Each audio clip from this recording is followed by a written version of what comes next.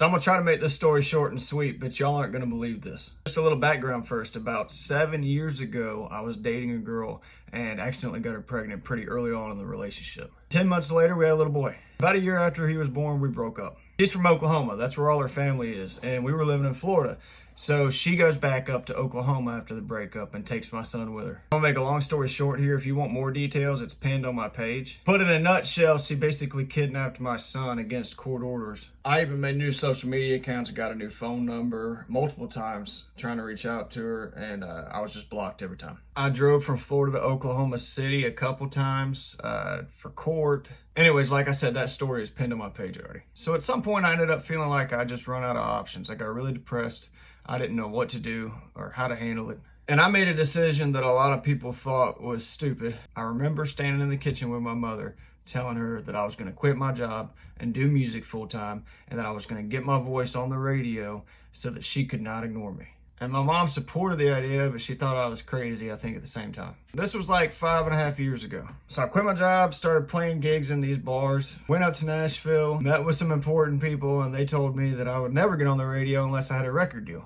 And I believed that for a while, so I was like, all right, how am I going to get a record deal? And that's when I learned that the world had changed and I needed to have a good internet presence. So I started with Facebook and YouTube from scratch, then Instagram, and then about 3 years ago, I got on TikTok. And instead of dealing with my emotions, I slowly turned into an alcoholic, a very bad alcoholic. Since then, I've gone viral multiple times. I even got to remix Miss New Booty with Bubba Sparks. I've made other good friends in the music business. Still no record deal. And eventually I got to the point where I realized I didn't need a record deal. But it still seemed like every time I took a step forward, it was 2 steps back. I can't tell you how many times, even recently, that I've almost quit. Trying to do something that less than 1% of the world gets to do is hard, and contrary to popular belief, never been rich, and I'm still not rich now. The day after my 30th birthday, I quit drinking cold turkey. Once I did that, I had to find something to do to distract myself, so I started writing songs like crazy. One of the songs I wrote during this time was a tribute to 90s country music. Here's a piece of it. Take me back to the 90s, when country music was country,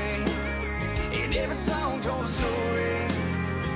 Oh, I miss how it used to be. So far, I have not released this song. It's scheduled to release on December 29th, but I've posted a couple teasers. A couple days ago, somebody reached out to me asking me to do an interview with them on their show. And I went and looked at who they usually interview, and it's like names that are much bigger than mine in country music. So I was like, okay, I wonder why. Why would they want me? So I get on the phone with him, and he tells me that his friend had sent him my clip of Take Me Back to the 90s, and that every good now and then he gets an up-and-coming artist with a song that he likes, and he does an interview and plays their music on his station. So as we're talking about this, he's telling me about the FM radio stations that he's on. And for some reason, he specifically mentions Oklahoma City. So I'm standing outside on the phone, and not only do I have a man telling me that he wants to play my song on multiple radio stations across the US, but he specifically, for some reason, told me Oklahoma City. He had no idea about my son. I held it together while we were on the phone, but as soon as we got off the phone, I went and asked my wife to come in the room and talk to me.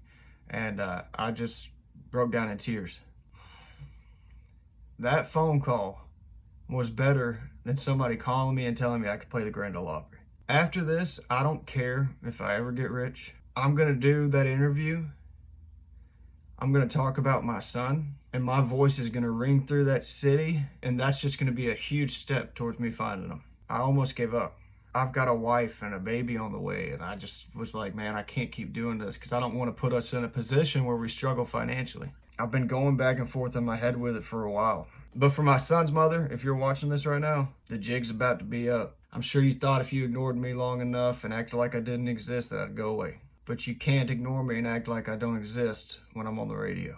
No record label, no promo money.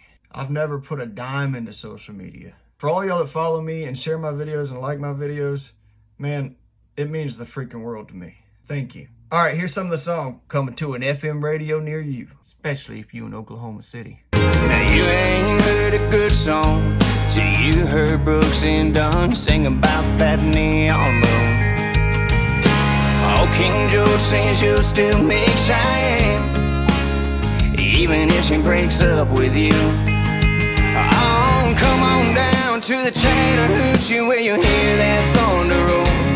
Your brother Rick gets harder than a hoochie coochie when we watermelon crawl. Take me back to the 90s when country music tree.